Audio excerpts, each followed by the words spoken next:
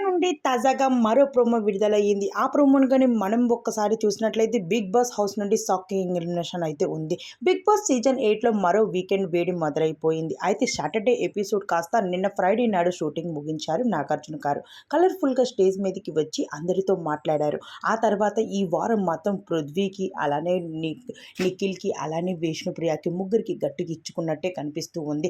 అయితే విష్ణుప్రియ అలానే పృథ్వీ మధ్య ఏముంది అనేది పక్కన పెడితే ఇప్పుడు పృథ్వీ మాత్రం విష్ణుప్రియ వల్ల ఇరుక్కున్నాడనే చెప్పాలి. ఎందుకు అంటే గేమ్ మంచిగా ఆడకపోవడం, అలానే ఎవరు ఏది చెప్పినా వినడం, అలానే విష్ణుప్రియ ఏది చెప్తే అది విని తన వెనకాల తిరగడం ఇదన్నది చాలా వరకు తప్పుగా చేసుకున్నాడు పృథ్వీ.